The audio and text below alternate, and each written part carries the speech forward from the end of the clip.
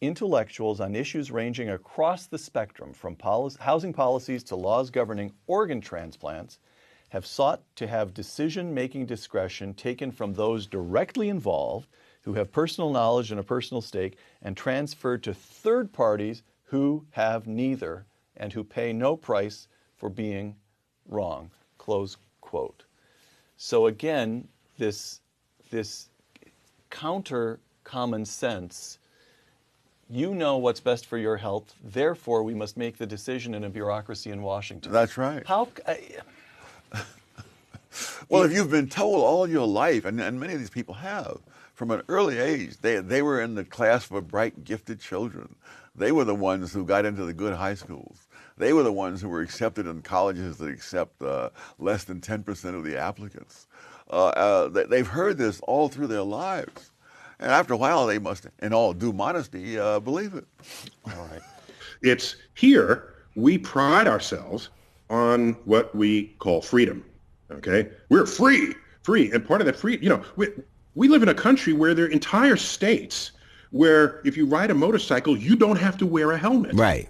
Okay, that's how free we are, or at least we tell ourselves we are. Here's the difference.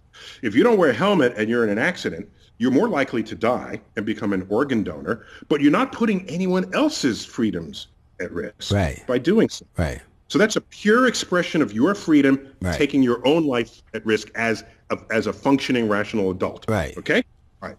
If you now express your freedoms but put other people's freedoms at risk, that's a no-no.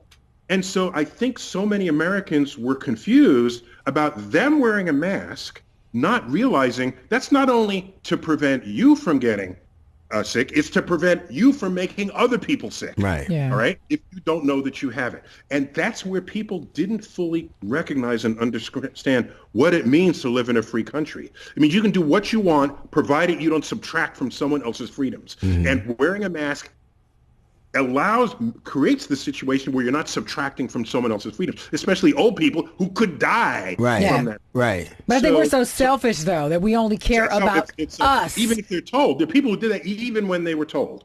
And people didn't want to believe it was real, all the conspiracy people. So I'm saddened as an educator that we have people in this, the most advanced country the world has ever seen, the wealthiest country the world has ever seen, and we have whole communities among us who are sure Earth is flat, that vaccines are bad, that the virus is an invention by the Chinese or whomever. This is disturbing.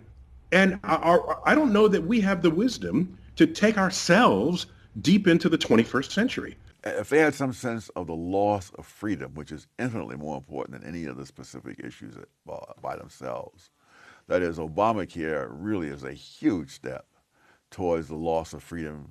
I mean, and it happens in small ways, but constantly. I mean, we can't have the light bulb that we want in our own home. We can't flush the toilet with the kind of toilet we want. We can't take a shower with the kind of shower head we want. We can't put our garbage out except and broken down by the way that some little gauleiters have decided that we ought to do it. I mean it's just the accretion of these things, many of which are too small to be significant in themselves. But in the aggregate, you can see the tendency of this. The people who think they know better and they ought to be telling us what to do, those people are the danger. And if you don't see that, then I'm not sure what the future is going to be like.